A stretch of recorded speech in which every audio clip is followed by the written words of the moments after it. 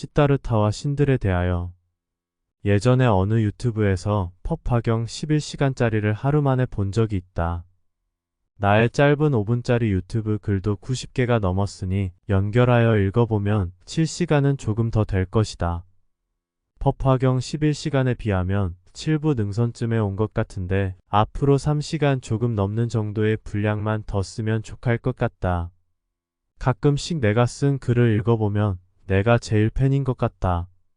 즉 나를 위한 나만의 글인 것 같을 때도 있지만 나를 위한 글이든 누군가를 위하든 아무래도 상관이 없는 길이 이 길이다.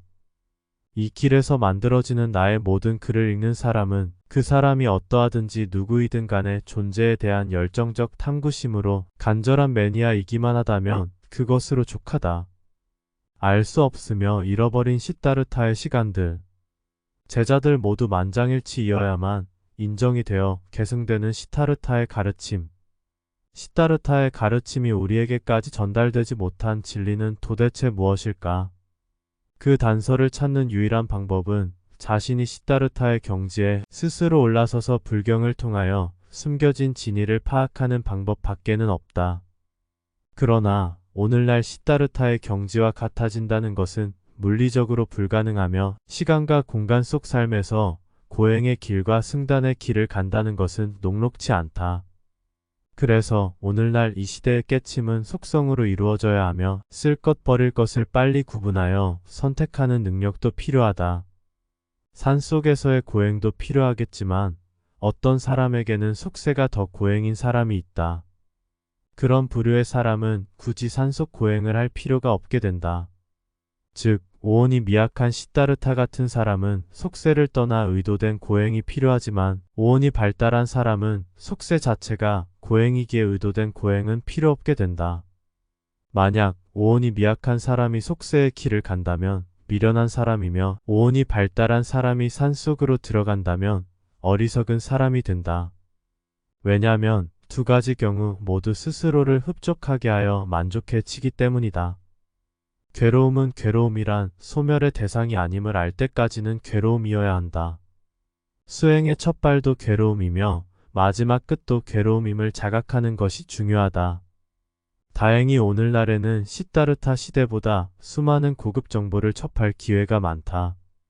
물론 거짓과 속임수인 정보가 90%는 되지만 그 속에서 거짓과 진실을 가려내는 것도 수행의 좋은 과정이다. 끝없는 의심과 검증을 통하여 하나씩 자신의 것이 되는 것이다. 다만 수행이 없는 알만으로는 앵무새에 지나지 않으며 정말로 가치 없고 깨침에도 어떠한 도움이 안 된다. 즉 모든 지식을 버리고 올인하는 수행의 과정에서 참나와 무아와 공성을 직접 체득한 후가 되어서야 사라졌었던 마음이 다시 부활하듯 고급 정보를 탐구하는 것이다. 왜냐하면 여러 번의 깨침이 없는 상태에서의 분별력은 분별력이 아닌 번뇌이며 자신의 아상에 가깝기 때문이다. 그럴듯한 얘기를 하는 사람도 금방 간파되어 버리는 것이 이 길이다.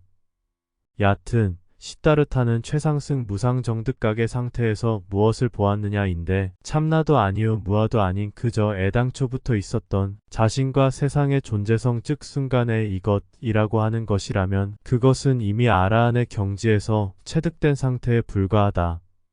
적어도 시다르타는 존재성에 머물지 않았다. 왜냐하면 이번이 마지막 인간으로서의 삶이라는 것을 알았기 때문이며 이번 생에서 해결하지 않으면 또 다시 윤회에 든다는 것을 알았기 때문이다. 즉 존재성만으로는 윤회를 벗어날 수 없음을 알았다. 검증하는 심정으로 불경을 나의 존재 시스템과 비추어 보았다. 불경에 숨겨진 곳곳에는 시다르타의 존재에 대한 비밀 열쇠인 미세하지만 정확한 지문이 남아있는데 나의 존재 시스템은 여실히 그 불경들 속에 들어있었다. 다만 창조의 시나리오는 시다르타의 우월감에 의하여 신 그들에 대한 얘기는 조금 밖에는 드러나지 않는다. 시다르타는 신 그들은 항상 그저 존재하고 있으며 물리적 영향력이 많은 존재로 인식하였다.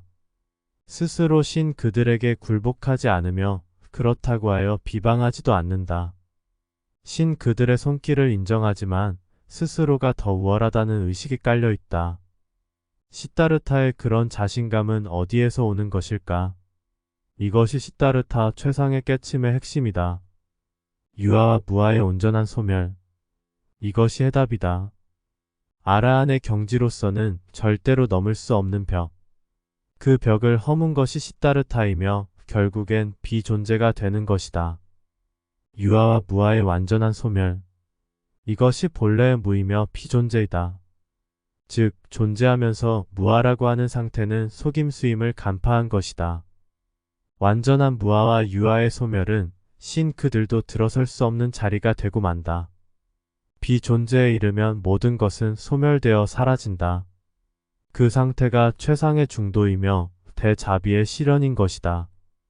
다만 백사장에서 깨 한 토를 찾아내듯 불경에 보면 바로 비존재는 이루어질 수 없으며 일단 천상의 세계로 윤회된 후에 천상에서 스스로의 각성을 통하여 비존재의 길을 선택하는 것으로 되어 있다. 일단 비존재가 드러나면 존재에 대한 두려움과 미련이 사라지게 된다. 하물며 신 그들이 어디에 자리를 잡을 수 있을 것인가? 어쩌면 신 그들이 만들어 놓은 존재라는 시스템을 유지 확장하려는 신 그들의 집착을 안타까워했을지도 모를 일이다. 따라서 시다르타는 천상에서 각성을 통하여 비존재가 되었음이며 더 이상 우리 곁에 없음이고 스스로가 시다르타가 되는 길밖에는 없다. 비존재의 길을 감으로 인하여 본래의 무에 이르게 되는데 이때가 자신의 본체인 모든 것이 물리적 그리고 비물리적으로 존재해서 영원히 소멸에 이르는 때이다.